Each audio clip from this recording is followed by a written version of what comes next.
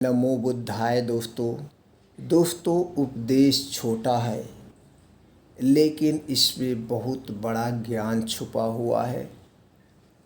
इस छोटे से उपदेश को ध्यान से सुनना, सुनने के बाद 10 मिनट बैठ करके इस पूरे उद्देश्य के बारे में सोचना।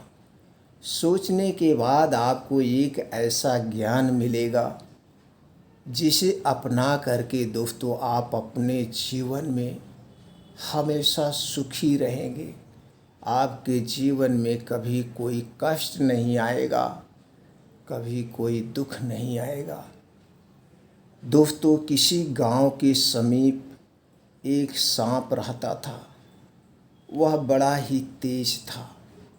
जो भी उधर से निकलता वह उस पर दौड़ पड़ता और उस पर उसकी जान ले लेता। सारे गांव के लोग उससे तंग आ गए थे। वह उसे रात दिन कोसते, रात दिन उसे मारने के बारे में सोचते। आखिरकार उन्होंने उस मार्ग से निकलना ही छोड़ दिया। गांव का वह हिस्सा उजाड़ा सा हो गया, बेजान सा हो गया। गांव के लोग उस रास्ते से आना जाना ही छोड़ दिए। फिर एक दिन महात्मा बुद्ध भ्रमण करते हुए उस गांव में आए। लोगों ने उस सांप के उत्पात की बात उन्हें बताई। गांव वालों की आवाज़ सुनकर बुद्ध सांप के पास गए और उसे समझाते हुए बोले, यह जन्म बार बार नहीं मिलता है।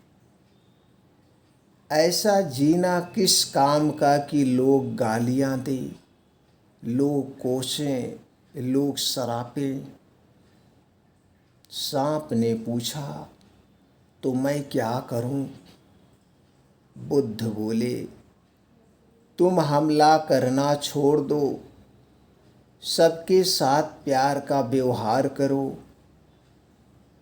सांप ने उनकी बात मान ली और उस दिन से वह खुले मैदान में चुपचाप पड़ा रहता।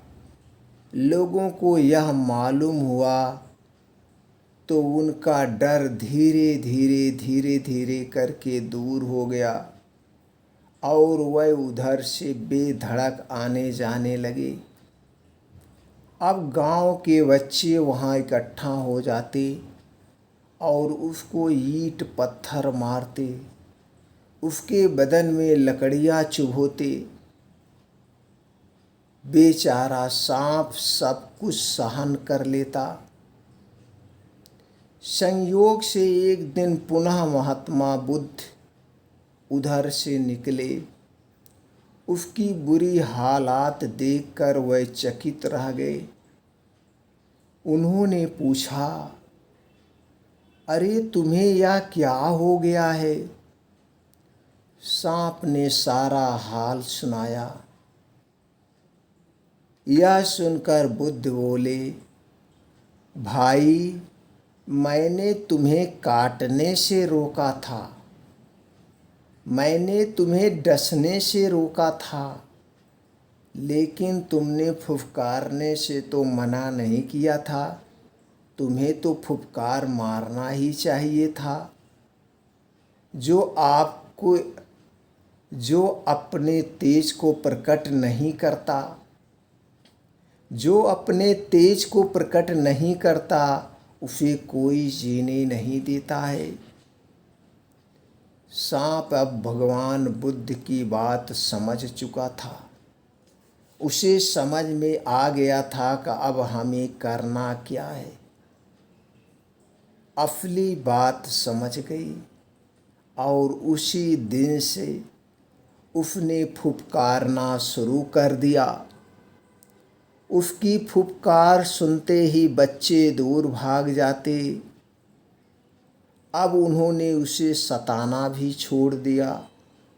सांप काटना पहले ही छोड़ चुका था।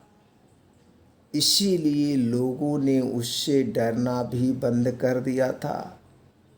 अब वह सभी चैन से रहने लगे और फार्म भी चैन से रहने लगा।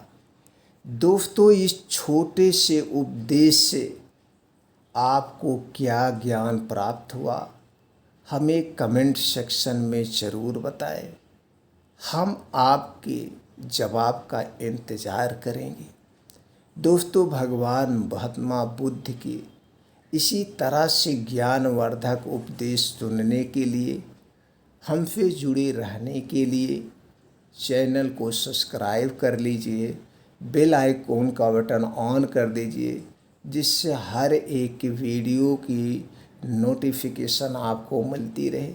मित्रों, इस वीडियो को ज़्यादा से ज़्यादा लोगों तक शेयर करिए, जिससे हम भगवान महात्मा बुद्ध के इस अनमोल विचार को ज़्यादा से ज़्यादा लोगों तक पहुंचा सकें। सबको भगवान महात्मा बुद्ध के उपदेश सुनना ज़रूरी है, जिससे उनके भी जीवन में खुशियाँ आएँ, उनका भी जीवन खुशियों से भर जाए।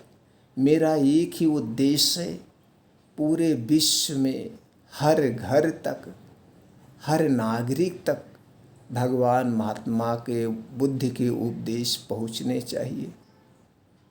दोस्तों, अगर आप हमारी बातों से सहमत हैं तो वीडियो को लाइक करके कमेंट सेक्शन में नमो बुद्धाय ज़रूर लिखें। फिर मिलते हैं अगले वीडियो में।